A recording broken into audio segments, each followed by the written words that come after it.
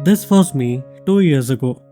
उस social distancing के ज़माने में जब मोस्टली सब लोग वर्क फ्रॉम होम कर रहे थे, कहीं बाहर जाओ तो एंट्री के पहले आपका वैक्सीन सर्टिफिकेट चेक होता था, और अगर गलती से कोई आपके सामने छींक दे तो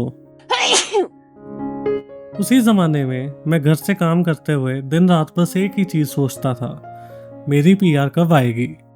कब आएगी यार पीआर का वेट करते हुए बस फिर एक दिन यूं ही मन करा और इंडिया की टिकट करवा ली। बाहर में जाए PR. I was finally going back to India after 4 years। Flight book करवाने के जस्ट 2 दिन बाद ही मुझे एक न्यूज़ मिली। I have a good news. I just got my PR. Take a look at this. Wow, चलो पीआर तो आ गई, लेकिन अब पीआर कार्ड को आने में 3 मंथ्स और लगते। लेकिन मेरी इंडिया की फ़्लाइट बस अब 1 वीक में ही थी, सो मैं पीआर कार्ड के बिना ही इंडिया के लिए निकल गया। Reverse migration is not a new thing. It has been happening since the beginning of the immigration. हाँ, इतना ज़रूर है कि पिछले 1-2 साल में कुछ ज़्यादा ही पॉपुलर हो गई है। 2 साल पहले मैं भी कनाडा से इंडिया वापस आ गया, अपना सारा सामान उठाया, एक स्टोरेज स्पेस रेंट करी और उधर रख दिया। सच बोलूँ तो मुझे भी पता नहीं था कि मैं कभी वापस जाऊंगा भी या नहीं। उसके कुछ रीजंस थे। इंडिया से कनाडा मूव हुए 4 साल हो गए थे, लेकिन अभी तक कोई चांस नहीं मिल पाया था इंडिया वापस जाने का, थैंक्स टू कोविड। हाँ, कोशिश करी थी, फ़्लाइट्स भी बुक हो गई थी, लेकिन कोविड की वजह से वो कैंसिल हो गई और फिर मैं जा नहीं पाया। चलो, any how I kept on moving forward, focusing on my life here in Canada. जितना हो सकता था उतना अपने आप को बिजी रखा ताकि होम सिक ना फील हो, बट स्टिल फैमिली से ज़्यादा तो क्या ही इंपॉर्टेंट होता है। बस उसी टाइम से मेरे दिमाग में कीड़ा बैठ गया इंडिया वापस जाने का। Secondly, the cost of living got very high, especially in the last few years. The rent, the groceries, gas prices, सब कुछ बस बढ़े ही जा रहा था। वैंकूवर तो एक पॉइंट पे सबसे एक्सपेंसिव सिटी बन गई थी, and that's where I lived. But thankfully उस टाइम मेरी जॉब चल रही थी, I was able to manage my expenses, but simultaneously the taxes were so high. I was paying approximately 30% of my salary in taxes, and that is completely bonkers. And lastly, you know what is the worst part about Canada? It's the healthcare system here. Don't get me wrong, it's good and it's free, but what is the benefit if you cannot use it when you actually need it?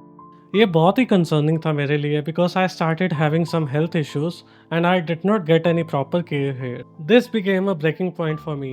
और भी बहुत सारी problems है Canada की, but मेरे लिए ये सब बहुत ज़्यादा इम्पैक्टिंग थी, and that's because of which I decided to finally move back to India.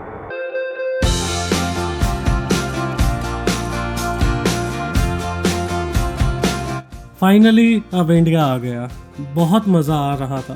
Family को मैं 4 साल के बाद मिला, ट्रिप्स पे जाने लगा, खूब इंजॉय करा, मानो कि जैसे किसी जेल से आज़ाद होकर आया हूँ।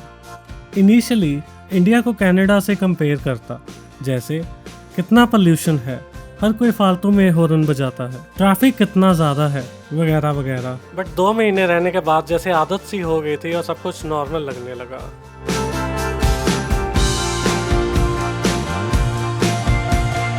अब बारी थी थोड़ा लाइफ में सीरियस होने की।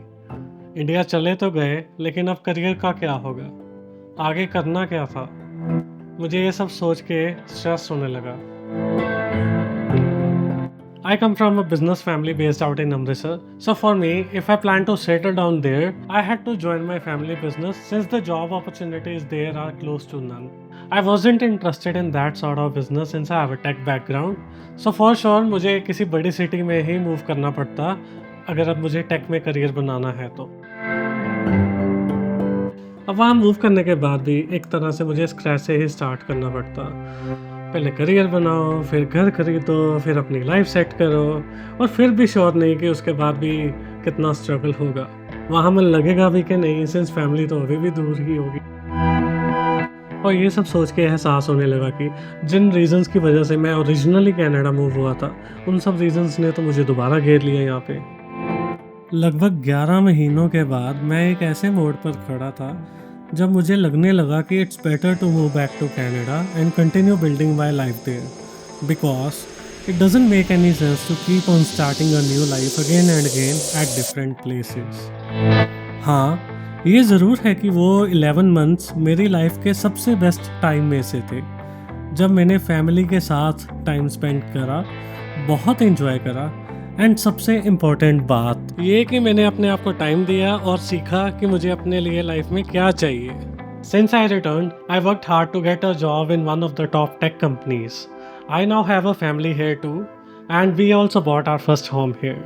Although healthcare here is still poor, but it depends how manageable is it for you. और भगवान करे कभी किसी को डॉक्टर की ज़रूरत ही ना पड़े.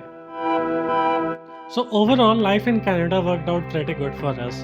It's just that you need to analyze the pros and cons of where you want to live. Let it be India, Canada, or anywhere else in the globe. You should choose wherever you think you will be happier. Love, peace, and Rob Raka.